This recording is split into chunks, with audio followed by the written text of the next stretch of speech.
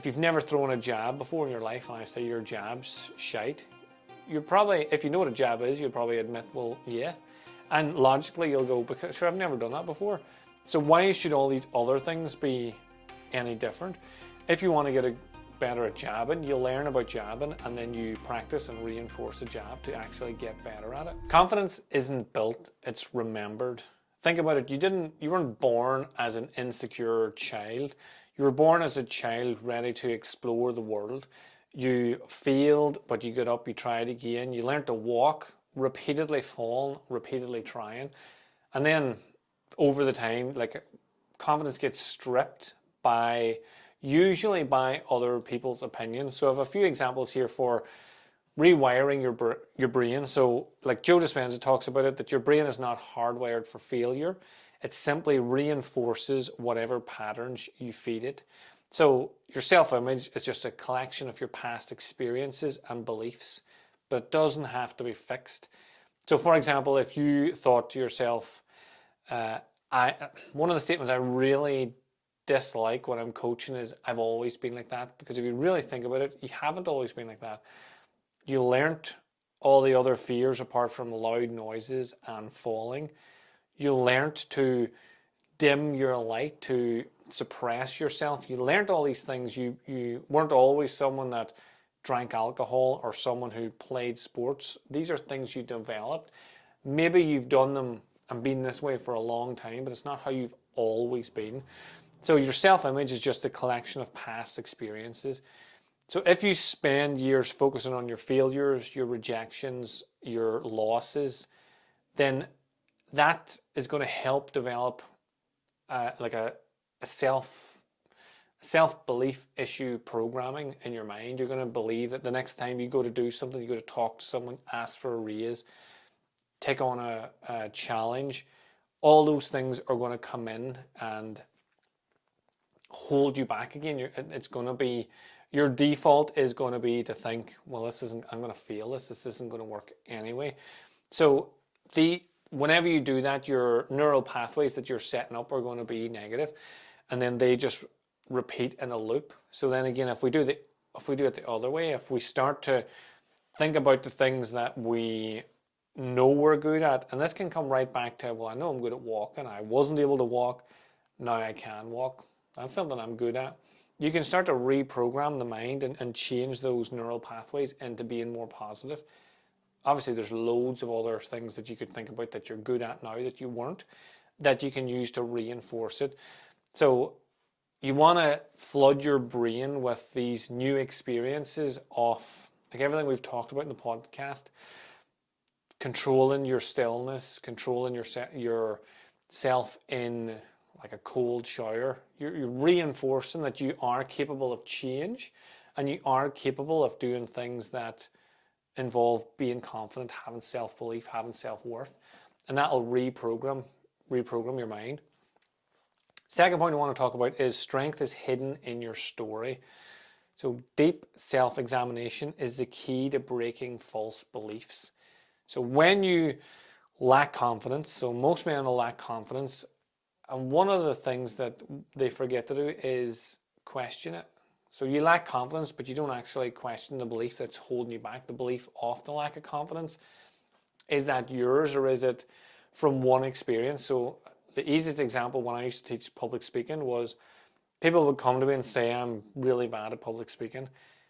And it's usually one of two things. One, they tried it once and it didn't go well and they didn't enjoy it, so they think they're really bad at it. Or two, they haven't tried it at all and they just assume they're bad at it because people talk about how scary and hard it is. So it's just not practiced. If I said to you, if you've never thrown a jab before in your life and I say your jab's shite, you're probably, if you know what a jab is, you'll probably admit, well, yeah. And logically you'll go, because sure, I've never done that before. So why should all these other things be any different?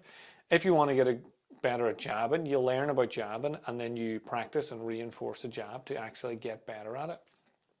So if we use that one experience from our childhood or our lack of knowledge on the thing we're doing as fact, as the story, then we're never going to actually overcome that, because the story is based on an imagined outcome. Like you imagined you're no good at this. You imagined that situation back in the day went bad. Maybe you got bullied after speaking in front of the class or trying to read or something, and you lock that into your identity.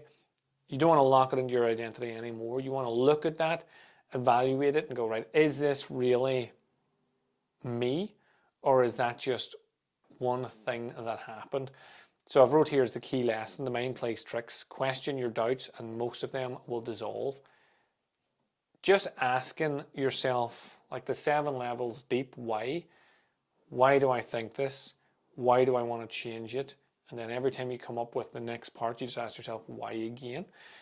When you do that with a lot of your doubts, you'll find that your doubts are, like most things, imagined, and they're based on old data that doesn't actually reflect who you are now as a person, especially if you've been going through the little things that we've been doing in this podcast.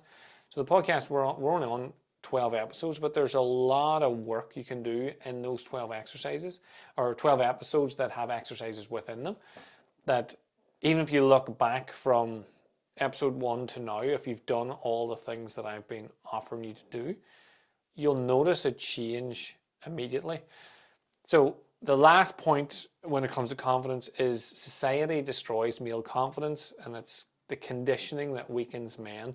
And I have a few examples here. So the education system trains boys to be passive, obedient, and afraid of risk.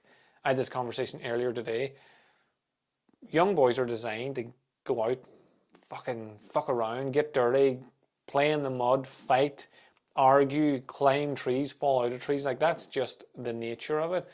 So when you pull that adventurous, inquisitive nature and you put it into a chair with a table in front of it and say, sit there for 8 hours, don't look out the window. I used to get in so much trouble because I'd look out a window until one of the teachers told me I should tell them I'm laterally thinking, which I did not know what the fuck that meant, but I say, oh, I'm just laterally thinking here, sir. And again, some teachers liked it, some teachers did not. But we're trained by the education system to just be passive, sit down. The modern culture is shaming masculinity, strength, and assertiveness. Part of that is the alpha male bullshit that happened. It's the fault of it, where they sort of went a completely different way from what actual masculinity, being protective, being assertive, being certain and showing strength is actually all about. Social media, we've talked about this a lot. When you start to look at other people's highlight reels and then you base your thoughts on your life, like your entirety of your life, and the hard, the soft, the easy, the difficult, and you just look at what someone's posting online and they're just showing their life being easy, that comparison actually just fucks boys up, fucks men up, fucks everyone up, men, women, everybody. You're comparing your entirety of your life to like the highlight reel of their life, which is usually complete fabricated bullshit. Like you can rent houses, you can rent fake planes, you can rent cars, you can use AI to create this like amazing lifestyle that isn't actually true. And then the final one is the lack of male role models. So I grew up with a lot of like manly men role models, the men that worked hard, and the reason they worked hard was to provide. That was it. They didn't have any ambitions to be super popular on social media or anything like that. They just wanted to provide for their family. So whenever you don't have someone like that to look up to, you end up looking on social media, and this is when you get all these full of shit influencers that want to sell you an easy magic way to get to your ideal life, and it all falls down and doesn't work because it's not, there's no foundation, it's not based on reality. And they're always, unlike this podcast, we're doing the warrior's path. The path is never ending. They are telling you, if you do this, you will get to here and your life will be amazing. I work with a lot of people that have a lot of money, a lot of success, and a lot of followers, and people that look up to them, and they're not fulfilled because they didn't go for fulfillment. Fulfillment? That's hard to say. They didn't go for fulfillment.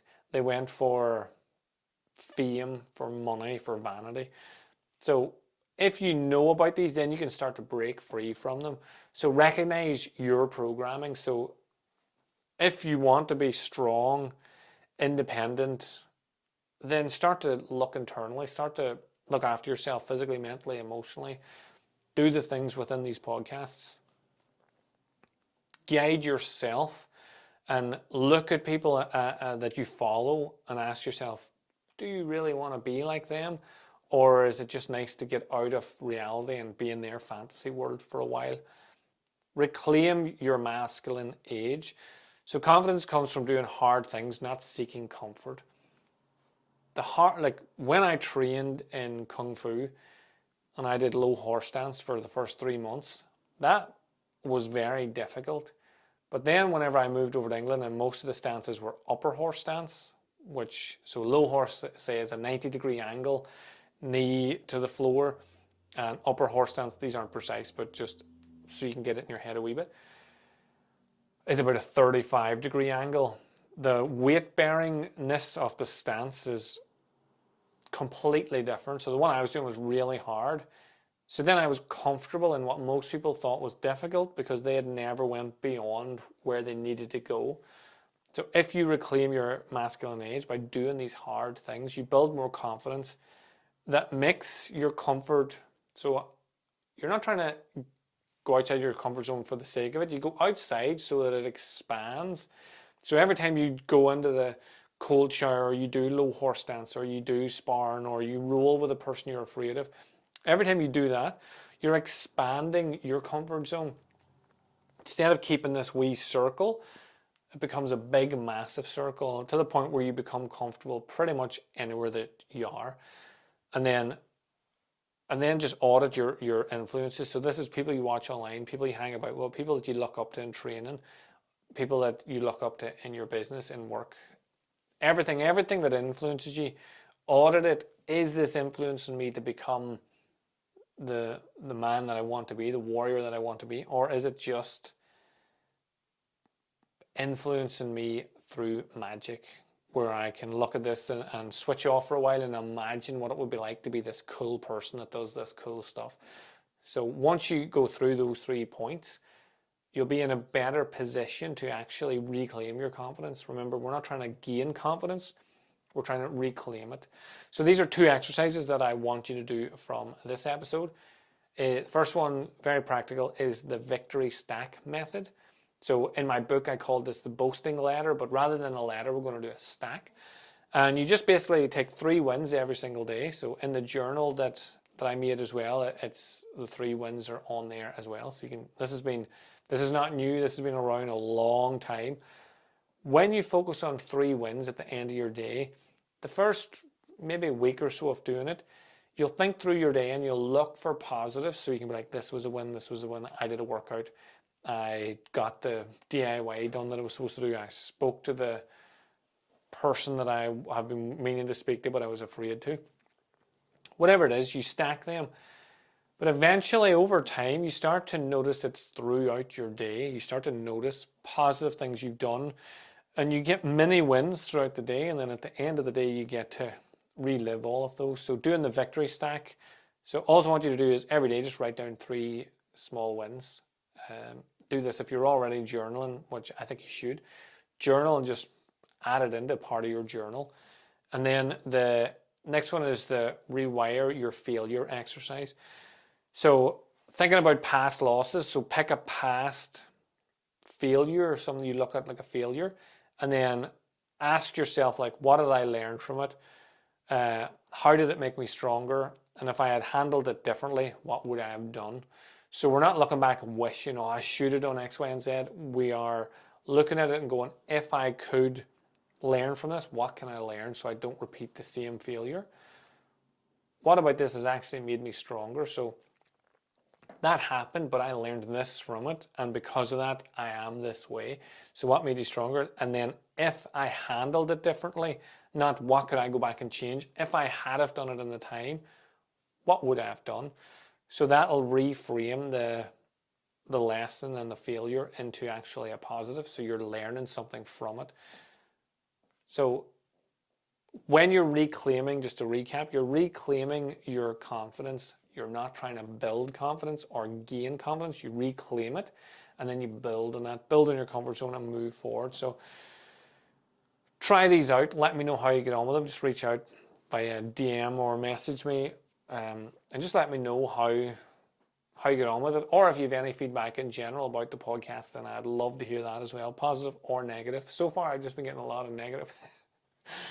They always say that negative people are louder than positive.